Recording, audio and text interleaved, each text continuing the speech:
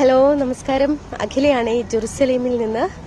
ഇന്ന് 19/6/2025 ഇസ്രയേൽ സമയം 5:36 PM കേട്ടോ.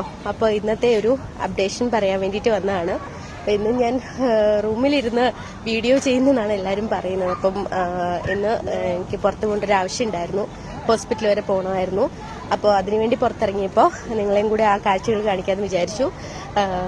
യുദ്ധ അന്തരീക്ഷമാണ് എന്ന് നിങ്ങൾക്കറിയാം. ഇവിടുത്തെ യുദ്ധത്തിന്റെ ഇടയിൽ ഇവിടുത്തെ സാധാരണക്കാരായ ആളുകളുടെ ജീവിതത്തെ ഈ യുദ്ധം എങ്ങനെ ബാധിച്ചു എന്ന് നിങ്ങൾക്ക് നോക്കുമ്പോൾ മനസ്സിലാവും. എല്ലാവരും ബങ്കറിനുള്ളിൽ പേടിച്ച് കഴിയുകയാണെന്നാണ് പലരും റിപ്പോർട്ട് ചെയ്യുന്നത്. പക്ഷെ അങ്ങനെയല്ല. സേഫ്റ്റി പ്രിക്കോഷൻസ് നമ്മൾ തീർച്ചയായിട്ടും എടുക്കുന്നുണ്ട്. അലാം അടിക്കുന്ന സമയത്ത് നമ്മൾ ബങ്കറിലേക്ക് പോകുന്നുണ്ട്. ആ ഒരു ടൈം ബീങ് കഴിയുമ്പോൾ നമ്മൾ അതിൽ നിന്നും പുറത്തു വരുന്നു. സാധാരണമായ നമ്മൾ എല്ലാ കളികളിലും കാര്യങ്ങളും ഒക്കെ കുട്ടികൾ ചെയ്യുന്നുണ്ട്. അതുപോലെ തന്നെ ജോലിക്ക് പോകുന്നുണ്ട്. എല്ലാ ഷോപ്സും ഇവിടെ ഓപ്പൺ ആണ്. നിങ്ങൾക്ക് നോക്കുമ്പോൾ മനസ്സിലാവും. ഇതൊരു പാർക്കാണ്. ഇവിടെ കുട്ടികളെല്ലാം കളിക്കുന്നത്. ഓപ്പൺ സ്പേസ് ആണ് കണ്ടോ. ഇവിടെ ആരും പേടിച്ച് ബങ്കറിലൊന്നും അല്ല കഴിയുന്നത്. ഇതിപ്പോൾ ജെറുസലേമിലെ കാഴ്ചയാണ്. അപ്പം നിങ്ങൾ പറയും ടെല്ലവീവിൽ ഇങ്ങനെയൊന്നും അല്ല, അല്ലെങ്കിൽ ഹൈഫയിൽ ഇങ്ങനെയല്ല, അല്ലെങ്കിൽ മറ്റു സ്ഥലത്ത് ഇങ്ങനെയല്ല. ജെറുസലേമിൽ ചിലപ്പോൾ ഓക്കെ ആയിരിക്കും എന്ന് പറയുന്നുണ്ട്.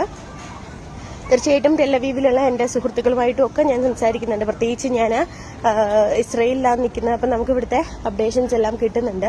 അപ്പോൾ ഇന്ന് പ്രധാനപ്പെട്ട ഒരു കാര്യം എന്ന് പറഞ്ഞാൽ ബർഷബ എന്ന് പറഞ്ഞിട്ടുള്ള നമ്മുടെ ഒരു സ്ഥലത്ത് ഇന്ന് മിസൈൽ ആക്രമണം ഉണ്ടായിരുന്നു. അപ്പം 30-ലധികം മിസൈൽ ആക്രമണം നമുക്ക് ഇങ്ങോട്ടേക്ക് ഇന്ന് ഇറാന്റെ ഭാഗത്ത് നിന്ന് അയച്ചിട്ടുണ്ടായിരുന്നു. അതിൽ ഒരെണ്ണം ബർഷബയിലെ സൊറോക്കോ എന്ന് പറഞ്ഞിട്ടുള്ള ഹോസ്പിറ്റലിൽ പതിക്കുകയുണ്ടായി. അപ്പോൾ അവിടെ ഒരു 60 പേർക്കോളം വലിയ രീതിയിലുള്ള ഇഞ്ചുറി അല്ല, സാരമായ പരിക്കുകളോടെ അവരെല്ലാവരും രക്ഷപ്പെട്ടു. വേറെ കുഴപ്പങ്ങളൊന്നുമില്ല. ഇനി ഞാൻ ഒരു കാര്യം പറയട്ടെ. ഈ ഇസ്രയേലിനെ എപ്പോഴും നമ്മൾ മതഗ്രന്ഥങ്ങളൊക്കെ വായിച്ചു നോക്കിയാൽ നിങ്ങൾക്ക് മനസ്സിലാവും. ഇസ്രയേലിനെ എപ്പോഴും ദൈവത്തിന്റെ മണ്ണെന്ന് വിശേഷിപ്പിക്കപ്പെടാറുണ്ട് അല്ലേ. ഇത് വാഗ്ദത്ത ഭൂമിയാണ്. അപ്പം എൻ്റെ ഈ 5 വർഷമായിട്ട് ഇസ്രയേലിൽ ഞാൻ വന്നിട്ട് ഈ 5 വർഷത്തെ എൻ്റെ അനുഭവത്തിൽ നിന്ന് ഞാൻ പറയുകയാണെങ്കിൽ ഈ ദൈവം ഇങ്ങനെ പൊതിഞ്ഞ് സൂക്ഷിക്കുക എന്ന് പറയില്ലേ, അങ്ങനെ ഒരു മണ്ണാണ് കേട്ടോ ഇസ്രയേല്. അതിന്റെ കാരണം ഇന്നുണ്ടായ മിസൈൽ ആക്രമണത്തെ പറ്റി ഞാൻ പറയാം. ഈ സൊറോക്കോ എന്ന് പറഞ്ഞിട്ട് ബർഷബയിലെ ഒരു ഹോസ്പിറ്റലിലാണ് ഇന്ന് മിസൈൽ ആക്രമണം ഉണ്ടായതെന്ന് ഞാൻ പറഞ്ഞേ. ഞാൻ പുറത്തായതുകൊണ്ട് തന്നെ സൗണ്ട് നിങ്ങൾക്ക് ക്ലിയർ ആകുമോ എന്ന് എനിക്കറിയത്തില്ല. ഇപ്പം ഞാൻ റോഡ് ക്രോസിങ്ങിന് വേണ്ടിയിട്ട് വന്ന് നിൽക്കുകയാണ്. അപ്പോൾ ആ സിഗ്നലൊന്നും തെളിഞ്ഞോട്ടെ. തെളിഞ്ഞിട്ടുണ്ട് കേട്ടോ. അപ്പം ഞാൻ ഒന്ന് ഇറങ്ങിക്കോട്ടെ. ഇവിടുത്തെ എല്ലാ ഷോപ്സും ഓപ്പൺ ആണ് കേട്ടോ. ഇവിടുത്തെ കടകമ്പോളങ്ങളെല്ലാം അടച്ച് എല്ലാവരും ബങ്കറിൽ കയറി ഇരിക്കുമോ എന്നൊക്കെ പറയുന്ന ആളുകളൊക്കെ ഇതൊക്കെ ഒന്ന് കാണണം കേട്ടോ. അപ്പം പറയട്ടെ.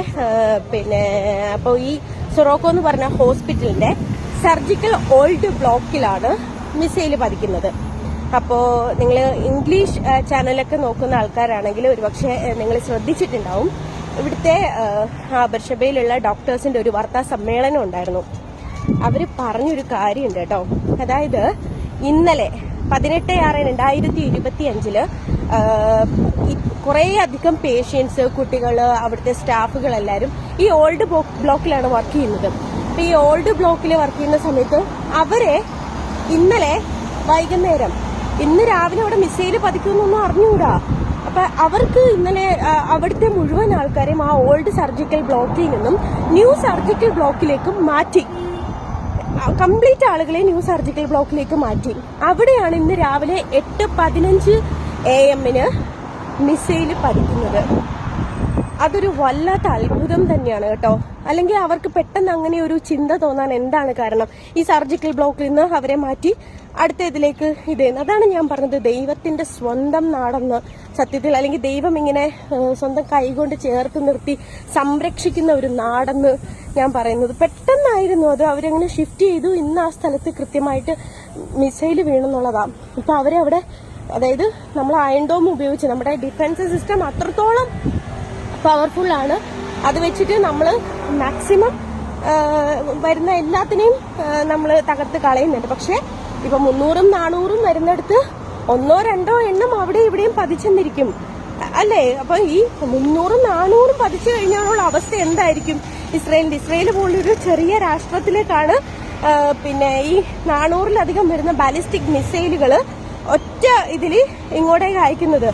അപ്പൊ ഇതിനെ ഒരേ രീതിയിൽ നമ്മൾ തടയുകയും ചെയ്യുന്നുണ്ട്, സാധാരണ സിവിലിയൻസിനെ പ്രൊട്ടക്ട് ചെയ്യുന്നുണ്ട്, അതുപോലെ തന്നെ നമ്മൾ തിരിച്ചടിക്കുകയും ചെയ്യുന്നുണ്ട്. ആ ഒരു സമയത്ത് ബൈ ചാൻസിൽ 1-2 എണ്ണം പല സ്ഥലത്തും വീണ് പൊട്ടുന്നുണ്ട്. അതിൻ്റെതായ ചെറിയ ചെറിയ നാശനഷ്ടങ്ങൾ ഉണ്ടാവുന്നുണ്ട്. ദൈവത്തിന്റെ ഒരു വലിയ അനുഗ്രഹം കൊണ്ട് വലിയ രീതിയിലുള്ള ഒരു കാഷ്വാലിറ്റീസോ വലിയൊരു മരണ നിരക്കോ ഒന്നും ഇവിടെ നമുക്ക് കാണാൻ സാധിക്കത്തില്ല.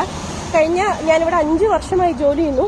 കഴിഞ്ഞ 2.5 വർഷമായിട്ട് നിരന്തരം യുദ്ധം ചെയ്യുന്ന ഒരു രാജ്യത്ത് നിന്നുകൊണ്ടാണ് ഞാൻ സംസാരിക്കുന്നത്. ഇവിടെ യുദ്ധ സമാനമായ എന്തെങ്കിലും അന്തരീക്ഷം നിങ്ങൾക്ക് കാണുന്നുണ്ട്? ഇവിടെ ഇപ്പം ഡേ ടൈം ആയതുകൊണ്ട് ഇവിടെ ഇപ്പം സൺസെറ്റ് ആവാൻ ഒരു 8:15, 8:30 ആവാറുണ്ട്.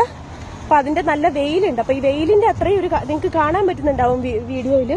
വെയിൽ ഭയങ്കരമായിട്ടുള്ളത് കൊണ്ടാണ് അധികം ആൾക്കാർ ഇവിടെ കാണാത്ത. അല്ലെങ്കിൽ ഇവിടെ മൊത്തം ഇത് ജനവാസ കേന്ദ്രമാണ്. ഇതാണ് ഹോസ്പിറ്റൽ. ഇവിടെ നിറച്ച ആൾക്കാരുണ്ട്. ഇവിടുത്തെ ഒരു ഹോസ്പിറ്റലാണിത്. അപ്പോ ഈ ഒരു ടൈം ആയതുകൊണ്ട് ഇപ്പൊ നാടുമായിട്ട് 2.5 മണിക്കൂറിന്റെ വ്യത്യാസമാണ് നമുക്കുള്ളത്. സമ്മർ ടൈമിൽ 2.5 മണിക്കൂർ വ്യത്യാസവും വിന്റർ ടൈമിൽ നാടുമായിട്ടൊരു 3.5 മണിക്കൂറത്തെ വ്യത്യാസവും നമുക്ക് വരുന്നുണ്ട്. അപ്പൊ ഇവിടെ അങ്ങനെ ഭയങ്കര ഒരു യുദ്ധമാണെന്നും പറഞ്ഞ് എല്ലാവരും ബങ്കറിൽ കയറിയിട്ട് ഇങ്ങനെ ഇരിക്കുമൊന്നുമല്ല.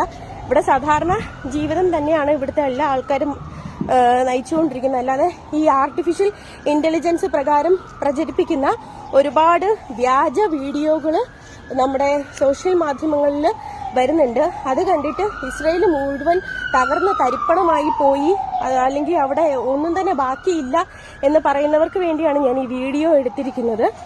അപ്പോ ഇവിടെ അങ്ങനത്തെ യാതൊരുവിധ വലിയ ആശങ്കപ്പെടുത്തുന്ന സിറ്റുവേഷനോ കാര്യങ്ങളോ ഒന്നും തന്നെ ഇല്ല. നമ്മുടെ മലയാളികൾ എല്ലാവരും ഇവിടെ സേഫ് ആയിട്ട് തന്നെ ഇരിക്കുകയാണ്. ഇവിടുത്തെ സിവിലിയൻസ് ആയാലും സേഫാണ്. പിന്നെ അവിടെ എവിടെയായിട്ട് ഇപ്പോൾ 1-2 മിസൈൽസ് ബൈ ചാൻസിൽ വന്ന് പതിക്കുമ്പോൾ ഉണ്ടാവുന്ന ചെറിയൊരു നാശനഷ്ടം ഒഴിച്ചു കഴിഞ്ഞാൽ ഇവിടെ യാതൊന്നും തന്നെ പ്രത്യേകിച്ച് മാറ്റങ്ങളോ കാര്യങ്ങളോ ഒന്നും തന്നെ സംഭവിക്കുന്നില്ല. അപ്പോൾ പറഞ്ഞു വന്ന ഒരു പ്രധാനപ്പെട്ട പോയിന്റിൽ നിന്ന് ഞാൻ വഴി തെറ്റിപ്പോയി. അല്ലെങ്കിൽ ഞാൻ വർത്തമാനം പറഞ്ഞു തുടങ്ങി എങ്ങനെയാ.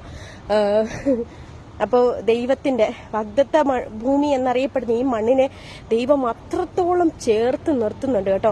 നിങ്ങൾ ഇപ്പൊ ഈ വീഡിയോ കാണുന്ന പലരും ദൈവവിശ്വാസികളായിരിക്കാം, നിരീശ്വര വിശ്വാസികളായിരിക്കാം, അവനവന്റെ മതത്തില് വിശ്വസിക്കുന്ന ആൾക്കാർ ആ വിശ്വസിക്കുന്ന ദൈവത്തെ ചേർത്ത് പിടിക്കുന്നുണ്ട്. പക്ഷെ പറയാതിരിക്കാൻ പറ്റത്തില്ല കേട്ടോ. ഈ ഒരു മണ്ണെന്ന് പറഞ്ഞ ഉണ്ടല്ലോ, പണ്ട് ഞാനിവിടെ വരാനായിട്ട് വിസയ്ക്ക് വേണ്ടിയിട്ട് വെയിറ്റ് ചെയ്തിരിക്കുന്ന ഒരു സമയത്ത് എന്റെ ഫ്രണ്ട്സ് ഉണ്ട്. അപ്പൊ അവർ നേരത്തെ ഇവിടെ ഇസ്രായേലിലെത്തി എന്റെ കൂട്ടുകാർ പറയുന്നുണ്ട്, അവരുടെ മതഗ്രന്ഥത്തിൽ പരാമർശിക്കുന്നുണ്ട്, നിയോഗമുള്ളവർക്ക് മാത്രമേ ഈ ഭൂമിയിൽ കാലുകുത്താൻ പറ്റുള്ളൂ എന്ന് കേട്ടോ.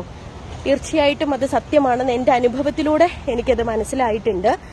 കാരണം ഭയങ്കര എല്ലാ രാജ്യത്തും പെട്ടെന്ന് എത്തിപ്പെട്ട് പോകാൻ പറ്റുന്ന പോലെ അത്ര ഈസി ആയിട്ട് ഇസ്രയേലിൽ വരാൻ പറ്റത്തില്ല. കുറെ അധികം പ്രൊസീജിയർ ഉണ്ട്. പിന്നെ അതിനേക്കാളൊക്കെ ഉപരി നമ്മൾ ഭാഗ്യം എന്ന് പറയും. പക്ഷേ അതിന് എനിക്ക് നിയോഗം എന്ന് പറയാനാണ് ഇഷ്ടം. ആ നിയോഗമുള്ളവർക്ക് മാത്രം എത്തിച്ചേരാൻ പറ്റുന്ന ദൈവത്തിന്റെ മണ്ണിൽ നിന്നുകൊണ്ടാണ് ഞാൻ സംസാരിക്കുന്നത്. അപ്പോൾ ഇവിടെ സത്യം എനിക്ക് എൻ്റെ ജീവിതത്തിൽ തന്നെ പല മിറക്കിൾസും ഈ മണ്ണിൽ നിന്നുകൊണ്ട് എനിക്ക് ഉണ്ടായിട്ടുണ്ട്. അതൊരു പച്ചയായ സത്യമാണ് കേട്ടോ. അത് എനിക്ക് എൻ്റെ ജീവിതത്തിൽ ഉണ്ടായ കാര്യങ്ങൾ എനിക്കല്ലാതെ മറ്റാർക്കാണ് പറയാൻ പറ്റുക. പല കാര്യത്തിലും എനിക്ക് തോന്നിയിട്ടുണ്ട്. പല കാര്യങ്ങൾ അതിപ്പോൾ ഓരോന്നായിട്ട് എനിക്ക് നിങ്ങളോട് പറയാൻ പറ്റില്ല. പല കാര്യത്തിലും എനിക്ക് തോന്നിയിട്ടുണ്ട് എത്രത്തോളം കരുതലോടെയാണ് ഇവിടുത്തെ ജനങ്ങളെ ഈ ദൈവം ചേർത്ത് നിർത്തുന്നത്. ഈ മണ്ണിനെ എത്രത്തോളം മനോഹരമായിട്ടാണ് ദൈവം പ്രൊട്ടക്ട് ചെയ്ത് നിർത്തുന്നത്. അല്ലെങ്കിൽ ഒന്ന് ആലോചിച്ച് നോക്കിയേ, ലോക ഭൂപടത്തിൽ ഏറ്റവും ചെറിയൊരു രാജ്യം, അതിൽ തന്നെ ഏറ്റവും കുറവ് പോപ്പുലേഷനുള്ള ഒരു രാജ്യം, ആ രാജ്യത്തിനെ ജനങ്ങൾ, ജൂത സമൂഹം എന്ന് പറഞ്ഞാൽ വളരെ പോപ്പുലേഷനിൽ അത്രയും കുറവാണ്. ആ സമൂഹത്തിലെ ജനങ്ങൾക്ക് എത്രയോ വർഷങ്ങളായിട്ട് ഇവിടെ യുദ്ധമാണ്. ഇപ്പൊ തന്നെ നിങ്ങൾക്ക് കാണുന്നുണ്ട് 13-ാം തീയതി മുതൽ ഇവിടെ ഇറാന്റെ ഭാഗത്തു നിന്ന് വളരെ ശക്തമായിട്ടുള്ള ആക്രമണമാണ് അവരിങ്ങോട്ട് വിടുന്നത്. അത്രയും ചെറിയൊരു രാജ്യം, അത്രയും ചെറിയ പോപ്പുലേഷനുള്ളൊരു രാജ്യം, ഈ ദൈവത്തിന്റെ ഇടപെടൽ അതൊരു സയന്റിഫിക്, എത്ര നമ്മൾ ശാസ്ത്രീയപരമായിട്ട് സയന്റിഫിക്കലി ഉള്ള സംഭവങ്ങളൊക്കെ ഉണ്ടെന്ന് പറഞ്ഞാലും ഒരു രക്ഷാ കവചം ഉണ്ടല്ലോ, ദൈവത്തിന്റെ ഒരു രക്ഷാ കവചം എന്ന് നമ്മൾ പറയത്തില്ലേ, അത് ഈ മണ്ണിന് മുകളിൽ ഉറപ്പായിട്ടും ഉണ്ട് കേട്ടോ. അല്ലെങ്കിൽ എന്താകുമായിരുന്നു സത്യത്തിൽ ഈ ഒരു രാജ്യത്തിന്റെ ഒരു അവസ്ഥ. അപ്പം അത്രയും ദൈവം ചേർത്ത് നിർത്തുന്ന, അല്ലെങ്കിൽ അത്രയും ദൈവം ചേർത്ത് നിന്ന ഈ രാജ്യത്തിനെ ആര് വിചാരിച്ചെന്ന് പറഞ്ഞാലും അങ്ങനെയൊന്നും തകർക്കാൻ പറ്റത്തില്ല കേട്ടോ.